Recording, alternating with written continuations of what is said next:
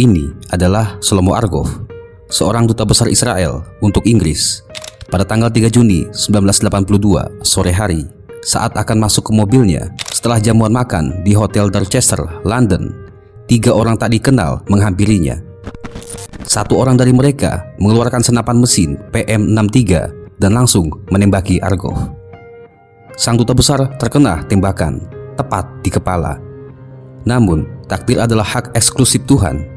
Ia tidak mati, melainkan hanya mengalami kritis dan terus hidup hingga kematian alaminya pada tahun 2003. Sementara para penembak akhirnya diketahui merupakan anggota organisasi Abu Nidal, sebuah kelompok sempalan Palestina yang memusuhi PLO Yasir Arafat. Ketiga orang tersebut adalah Hussein Ghassan Said, Marwan Al-Banna, dan Nawaf Al-Rosan. Mereka melakukan itu atas perintah Dinas Intelijen Irak. Bahkan setelah penyerangan, 2 dari mereka pergi ke kedutaan besar Irak di London, di mana mereka menyembunyikan senjatanya. Sementara satu orang lagi, sang eksekutor, Hussein, ditembak di bagian kepalanya oleh pengawal sang duta besar. Namun, ia pun selamat. Tragedi penembakan ini bagi Israel adalah sebuah casus belli, sebuah istilah yang digunakan untuk pembenaran deklarasi perang yang segera mereka implementasikan. 3 hari berikutnya, Israel mengerahkan 60.000 tentara, lebih dari 800 tank, didukung oleh pesawat, kapal tempur, helikopter, dan artileri ke wilayah Lebanon Selatan untuk menginvasi wilayah tersebut. Ini adalah perang pertama Israel-Lebanon, pra-Hizbullah, sebuah perang yang mengubah jalan sejarah di Timur Tengah. We are in the phase of the mopping up operation that will be continued until we'll clean this area.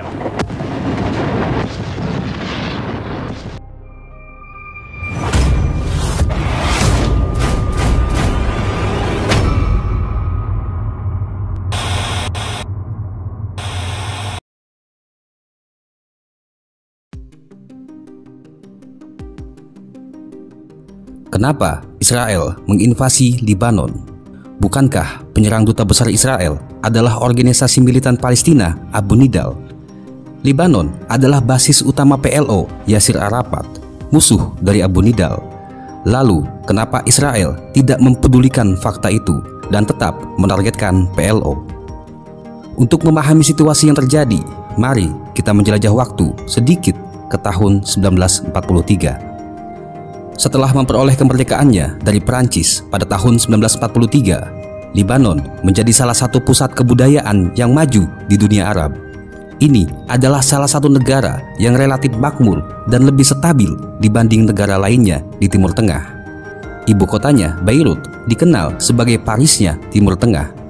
Berdasarkan fakta nasional, kekuasaan di Lebanon dibagi antara umat Kristen Maronit yang diwakili oleh presiden, umat Islam Sunni yang diwakili oleh seorang Perdana Menteri, sedangkan umat Islam Syiah sebagai ketua parlemen.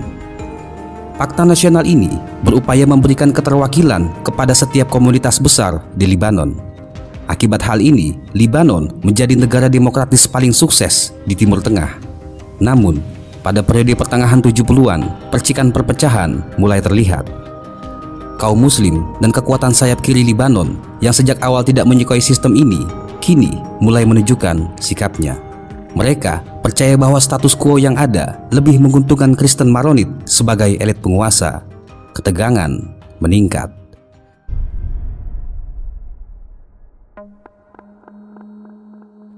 Selain faktor internal tersebut, masuknya pengungsi Palestina yang melarikan diri dari perang merupakan salah satu faktor utama terjadinya kerusuhan di Lebanon.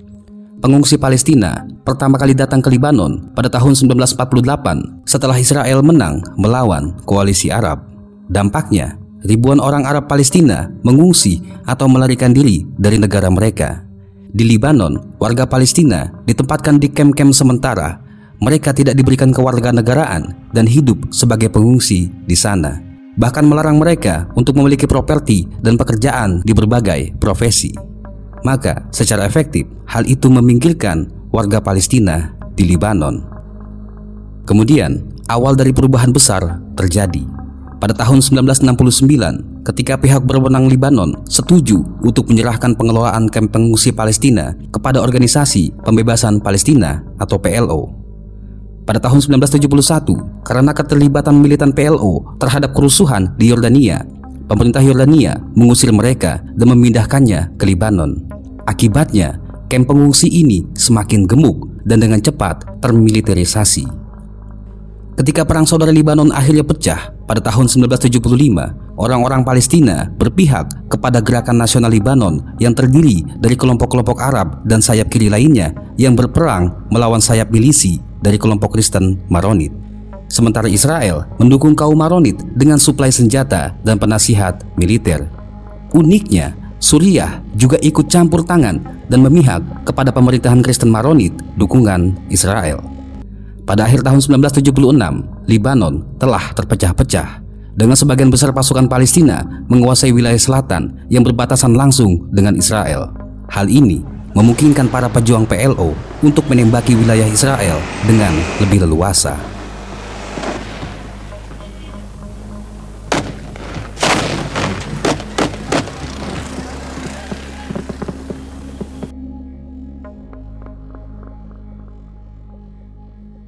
Dalam salah satu serangan yang dikenal sebagai pembantaian Coastal Road, militan Palestina membajak sebuah bus di sebuah jalan raya pesisir Israel dan menembaki penumpangnya. 38 penumpang tewas, 13 diantaranya adalah warga minor dan melukai 76 warga lainnya. Israel membalas, mereka memutuskan menginvasi Libanon Selatan hingga mencapai Sungai Litani, menewaskan sekitar 100 pejuang Palestina. Namun, di sisi lain, invasi ini juga menimbulkan penderitaan besar bagi warga sipil, baik dari Libanon maupun Palestina, membuat lebih dari 200.000 pengungsi terusir dan puluhan desa porak-poranda. Menyusul diadopsinya Resolusi 425 oleh Dewan Keamanan PBB dan di bawah tekanan internasional, Israel terpaksa menarik diri dari sebagian besar wilayah pendudukannya. Meski begitu, negara Yahudi ini tetap mempertahankan zona penyangga di sepanjang perbatasan. Zona ini dilindungi oleh kelompok milisi buatan Israel, milisi Kristen Syiah yang disebut Tentara Libanon Selatan atau SLA. Dampak lain dari aksi militer ini adalah Suriah yang memutuskan untuk kembali mendukung militan Palestina melawan Israel. Kini, Israel telah menarik diri dari sebagian besar wilayah Libanon. Namun, kekerasan sporadis antar Israel dan PLO terus berlanjut pada tahun-tahun berikutnya. Di sisi lain, pertempuran sedang berlangsung antara Kristen Maronit dan Suriah. Israel menampilkan dirinya sebagai pelindung umat Kristen Libanon. Mereka menggunakan kesempatan ini untuk melemahkan PLO dan Suriah di Libanon dengan segala upaya mencegah pemulihan hubungan antara Kristen Maronit dan Suriah.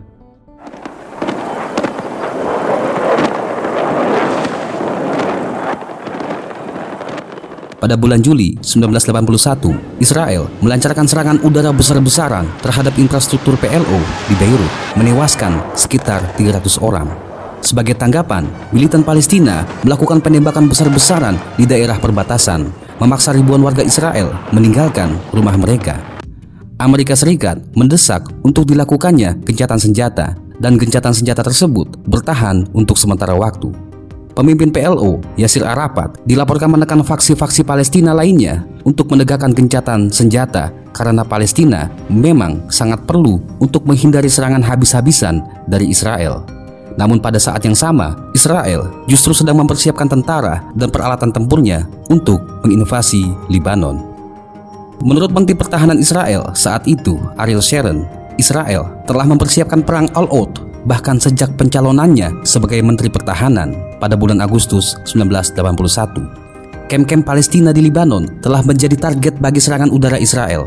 Sharon mengusulkan untuk melancarkan serangan tersebut pada bulan Februari dan April 1982. Namun Perdana Menteri dua kali menolak usulan tersebut. Pada tanggal 14 Mei, Kepala Staf Tentara Israel, Rafael Eitan, menyatakan bahwa setelah membangun mesin militer yang menghabiskan biaya miliaran dolar, maka saya harus menggunakannya. Besok mungkin saya akan berada di Beirut. Surat kabar Israel, Dafar, melaporkan tentang pertemuan yang diadakan oleh Sharon dan Eitan dengan para pemimpin pemukim Israel di perbatasan dengan Libanon. Keduanya menekan mereka untuk menyetujui serangan Israel terhadap PLO di Libanon. Sharon mendeskripsikan tujuan kampanye ini sebagai berikut. Pertama, penghancuran militan Palestina, memaksa warga Suriah keluar dari Libanon, dan memastikan pemerintah pusat yang kuat di Libanon yang didominasi oleh umat Kristen yang akan menandatangani perjanjian damai dengan Israel, menimbulkan ketakutan pada warga Palestina di Gaza dan tepi barat, dan memaksa mereka melakukan negosiasi dengan Israel. Saat ini, yang dibutuhkan oleh Israel untuk melakukan invasi ke Lebanon hanyalah sebuah alasan yang kuat, dan itu sudah mereka dapatkan setelah kelompok Abu Nidal menembak duta besar Israel untuk Inggris.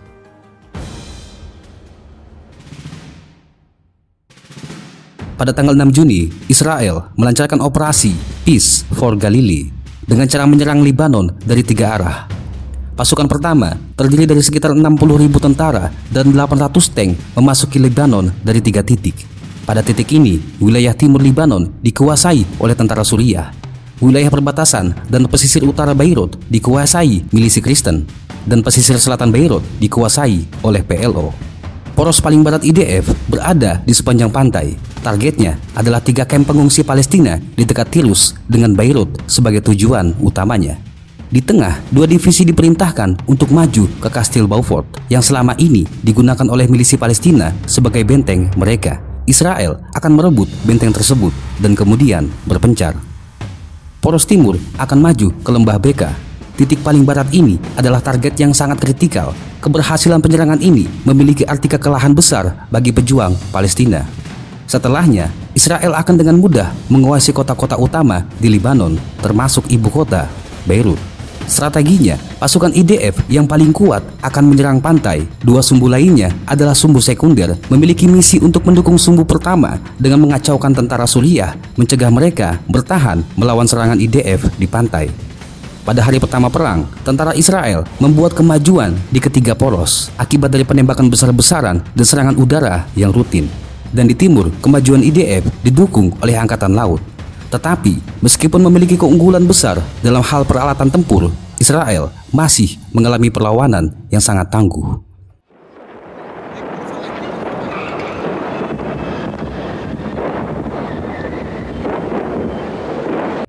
Jumlah total pasukan gabungan Palestina dan Libanon adalah 10-15.000 personel, sekitar 90 tank T-34 dan T-55 tua yang menurut seorang anggota Knesset sebagian besar bisa menembak tetapi tidak bisa bergerak. Pada titik ini, pejuang Palestina tidak mempunyai pilihan lain selain melakukan perang gerilya yang sangat merepotkan pasukan Israel. Tetapi apapun itu, Israel tetap berhasil merebut Tirus pada tanggal 6 Juni. Meskipun kantong-kantong perlawanan masih aktif di beberapa titik, pasukan Israel bergerak di sepanjang pantai secepat mungkin sambil meladeni beberapa pertempuran gerilya dari milisi Palestina dan Libanon. Di poros tengah, 2 divisi Israel mengepung Kastil Beaufort dari kedua sisi. Sementara Brigade Golani diperintahkan untuk menyerang langsung ke kastil tersebut. Pada malam hari, tanggal 6 Juni, unit terdepan Israel telah menguasai persimpangan di Nabatih yang merupakan akses utama menuju pantai. Di timur, pasukan Israel telah berhasil merebut Hasbaya, sementara unit-unit lain maju menuju Racaya. Tentara Suriah yang menguasai wilayah ini memberikan sedikit perlawanan terhadap unit IDF yang bergerak maju. Pada tanggal 7 Juni, kelompok barat IDF melanjutkan pergerakannya di sepanjang pantai. Sementara pasukan darat semakin mendekati sasaran berikutnya, Sidon, unit pasukan khusus Sayeret Matkal dari IDF mendarat di utara Sidon untuk mengepung pejuang Palestina. Israel terus melakukan serangan udara, termasuk penggunaan bom klaster terhadap posisi PLO. Dan karena posisi PLO seringkali berada di dalam kamp pengungsi yang padat, penggunaan bom ini juga menyebabkan begitu banyak korban dari warga sipil.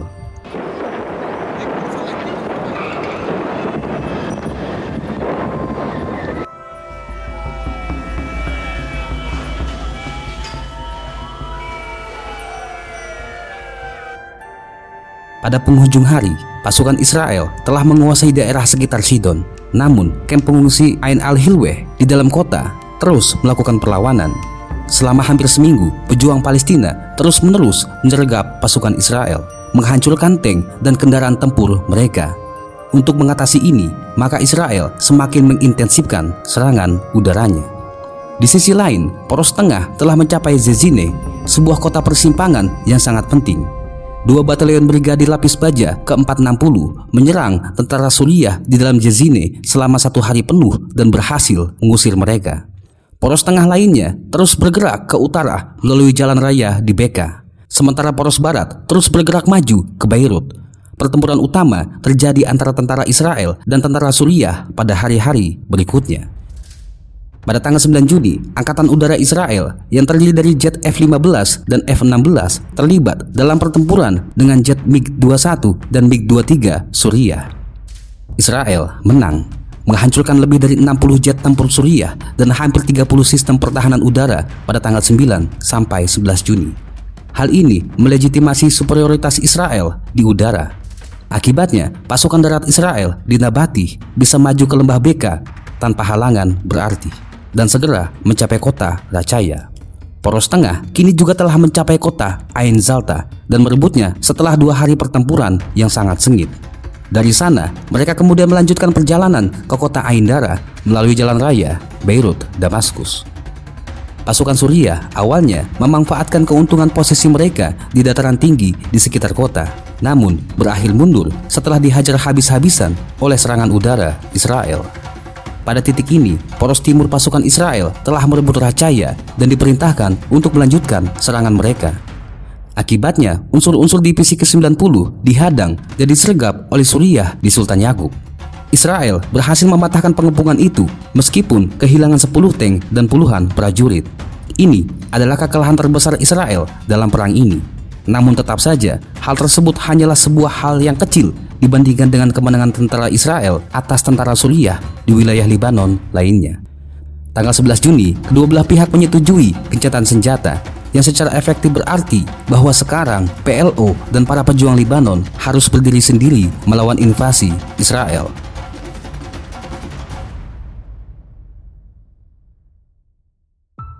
Saat ini, pasukan Israel telah mencapai Kaldi, benteng terakhir PLO dalam perjalanan menuju Beirut. Pada tanggal 11 Juni, pertempuran sengit terjadi di sana. Namun sehari kemudian, gencatan senjata ditengahi oleh Amerika Serikat antara IDF dan PLO. Gencatan senjata ini berumur pendek karena Israel mengabaikannya dan terus melakukan pengepungan ke Beirut Barat dari udara, darat, dan laut. Di sana terdapat populasi Palestina yang signifikan. Pengepungan tersebut berlangsung hingga 2 bulan lamanya. Meskipun para pejuang PLO dinyatakan sebagai sasaran, tetapi ribuan warga sipil ikut menjadi korban serangan udara dan kapal Israel. Ribuan bangunan hancur, listrik dan pasokan air padam, dan stok bahan panganan telah habis. Ada tekanan di dalam pemerintahan Israel tentang perlunya serangan darat terhadap kota tersebut untuk menghindari korban sipil lebih banyak lagi. Ariel Sharon dan Kepala Staf Eitan mendukung hal ini. Namun, anggota kabinet lainnya menolak. Mereka takut akan mengalami kerugian besar. Pihak Palestina terlibat dalam diplomasi yang sangat aktif untuk menghentikan pengepungan. Uni Soviet terlibat, namun hanya memberikan dukungan moral dan diplomatis. Padahal mereka telah berjanji bahwa Uni Soviet memihak Arab bukan hanya dengan kata-kata, melainkan dengan perbuatan, dan mendesak agar agresor keluar dari Lebanon. Nyatanya, yang dilakukan Kremlin hanyalah memasok senjata kepada Suriah yang saat ini telah keluar dari peperangan. Hal serupa juga terjadi pada pemerintahan Arab. Mereka tidak memberikan dukungan nyata terhadap perjuangan Palestina. Yang lebih menggelikan adalah pernyataan dari Muammar Gaddafi dari Libya kepada rakyat Palestina yang menyarankan mereka agar melakukan bunuh diri massal demi mengabadikan perjuangan Palestina untuk generasi mendatang. Saat ini, para pemimpin Palestina justru lebih berhasil dalam memenangkan simpati dari dunia barat. Israel berusaha memastikan bahwa hanya laporan positif yang keluar dari Lebanon. Namun, bahkan beberapa jurnalis barat yang diharapkan mempunyai sikap simpatik kepada tentara Israel menyebutkan kehancuran yang disebabkan oleh invasi Israel di Lebanon. Pada akhir bulan Juni, seorang jurnalis Amerika, Ellen Cantero, mengatakan hal ini saat melakukan perjalanan di sepanjang jalan pesisir. Yang pertama kali saya alami adalah debu di udara. Di bawah roda mobil kita, bumi telah rusak, dihancurkan oleh jutaan ton baja yang menggelinding di atasnya setiap hari. Kaca mobil kami tertutup, gigi kami berdebu, rambut kami menjadi kaku, dan pakaian menjadi kotor. Di tengah cuaca yang sangat panas, saya keluar dari mobil dan menanggalkan kekebalan yang saya punya sebagai insan media. Saya akhirnya merasakan bagaimana rasanya menjadi seorang pengungsi, berjalan dengan susah payah di pinggir jalan, melewati puing-puing dan debu setebal beberapa senti di bawah kaki. Saya seperti bukan lagi seorang manusia, dikerdilkan oleh tank, truk, dan jeep, lalu lalang kendaraan militer, para pengungsi yang melarikan diri ke selatan, gedung-gedung yang porak-poranda, tumpukan puing-puing, sebuah selubung perang yang mengerikan. Kehancuran begitu hebat, sulit untuk dijelaskan. Di sepanjang jalan di Tirus dan di sebagian besar Sidon terdapat puing-puing berserakan dan bahkan mayat yang masih tergeletak di bawah tumpukan ini. Baunya sangat khas. Saat konvoi wartawan kami melaju ke pantai Libanon suatu hari, bau daging busuk yang mengerikan tiba-tiba menyelimuti mobil kami. Laporan-laporan seperti itu yang pada akhirnya membantu Palestina memenangkan hati masyarakat dunia, bahkan komunitas Yahudi internasional. Pada tanggal 4 Juli, Nahum Goldman, pendiri dan mantan Presiden Kongres Yahudi Dunia, juga Philip Lusnik, Presiden Emeritus WJC, Presiden Kehormatan B'nai B'rith Internasional, dan Pierre Mendès France, mantan Perdana Menteri Perancis, membuat sebuah pernyataan yang menyerukan penyelesaian politik melalui negosiasi langsung antara Israel dan PLO. 2 hari sebelumnya, Yasser Arafat diwawancarai oleh jurnalis dan aktivis perdamaian Israel, Uri Anferi, di Beirut Barat. Pada tanggal 13 Juli, ajudan Arafat, Sartawi, secara terbuka menyatakan bahwa PLO telah secara resmi memberikan kepada Israel hak untuk hidup atas dasar timbal balik. Belakangan, Arafat menegaskan kembali sikap ini kepada Le Monde. Kami menerima semua resolusi PBB mengenai masalah Palestina dan menambahkan, kami tidak lupa bahwa resolusi PBB lah yang menciptakan Israel. Sementara Amerika masih mendukung Israel. Pemerintahan Reagan telah mengetahui bahwa Israel akan menyerang Libanon dan dia memberikan dukungan, baik secara diam-diam maupun langsung. Pada paruh pertama tahun 1982, Pentagon mengirimkan peralatan militer senilai lebih dari $200 juta ke Israel, serta mengirim 15 tank M60 untuk membantu peperangan. Hingga pengepungan Beirut terjadi, Amerika Serikat adalah satu-satunya negara di dunia yang masih menahan diri dari kritik apapun terhadap invasi Israel ke Libanon. Namun dengan semakin brutal dan mematikannya serangan udara Israel di Beirut, Amerika Serikat mulai bersuara. Mereka akhirnya menyerukan gencatan senjata dan keluarnya seluruh tentara Israel dan Suriah, serta PLO dari Libanon. Faktanya, hal ini sesuai dengan salah satu tujuan Israel, yaitu keluarnya PLO dari Libanon.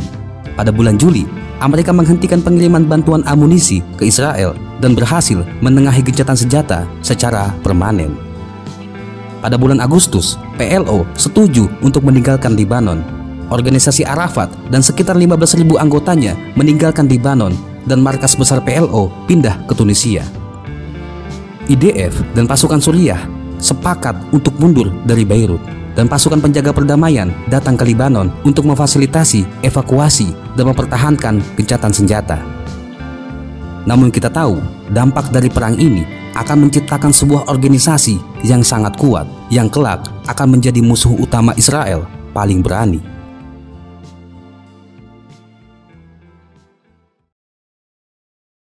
Kini, perang skala penuh telah berakhir, namun kekerasan masih berlanjut. Pada tanggal 23 Agustus 1982, Baher Gemayel, seorang Kristen Maronit yang didukung oleh Israel, terpilih sebagai presiden. Tetapi kurang dari sebulan kemudian, ia dibunuh oleh Habib Sartomi menggunakan bom mobil. Ironisnya, Habib Sartomi adalah anggota Partai Nasional Sosialis Suriah dan juga seorang Kristen Maronit. Sebagai tanggapan, pasukan Israel menduduki Beirut Barat dan memblokade kamp pengungsi Sabra Shatila. Milisi Kristen Libanon diizinkan oleh Israel untuk memasuki kamp-kamp tersebut dan melakukan pembantaian, menewaskan sedikitnya 2.000 warga sipil Palestina. Pembantaian ini menyebabkan kemarahan global dan bahkan dari dalam negeri Israel sendiri. Warga Israel melakukan protes besar-besaran yang melibatkan sekitar 350.000 demonstran yang menyerukan pengunduran diri Begin dan Sharon. Menteri Pertahanan Sharon dan Kepala Staf Eitan akhirnya mengundurkan diri pada tahun 1983 di bawah tekanan publik. Berdasarkan ketentuan gencatan senjata, Israel mundur ke jalur sempit di selatan Lebanon. Dan meskipun kini PLO sudah tidak ada lagi di Lebanon, berbagai kelompok pejuang Palestina mulai bermunculan, terpisah dari organisasi Yasser Arafat. Hasil dari invasi Israel ini juga menyebabkan bangkitnya salah satu kelompok militan Syiah yang baru, Hizbullah, pada tahun 1985. Organisasi ini terbentuk secara khusus memang untuk melawan Israel.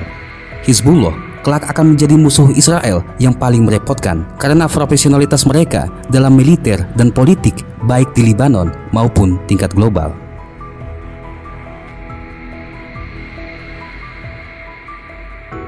Menurut PLO, sekitar 50.000 warga sipil tewas selama invasi Israel, termasuk 5.300 pejuang PLO. Di Beirut saja, sekitar 7.000 warga sipil tewas selama pengepungan. Sementara bagi Israel, kerugian mereka akibat perang juga relatif tinggi, dengan 1.216 tentara Israel terbunuh dalam periode ini. Israel mencapai sebagian tujuannya dalam invasi 1982 ini. Mereka mengusir PLO dari Lebanon. Mereka juga berhasil menciptakan zona penyangga di selatan. Namun alih-alih mematikan perlawanan Palestina untuk selamanya, perang ini justru menyebabkan munculnya kelompok-kelompok bersenjata Palestina yang baru, yang banyak diantaranya bahkan lebih radikal terhadap Israel dibandingkan PLO. Kini, Israel harus berurusan dengan bukan hanya satu, tapi beberapa kelompok pejuang Palestina. Sialnya, bukan hanya kelompok Palestina.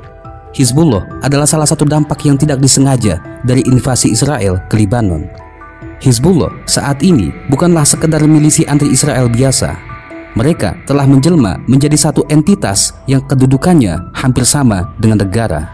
Mereka adalah orang-orang yang teguh dengan pendiriannya, profesional baik dari segi militer maupun politik, yang masih terus berperang dengan Israel hingga detik ini. Terima kasih telah menonton. Sampai jumpa kembali di masa lalu.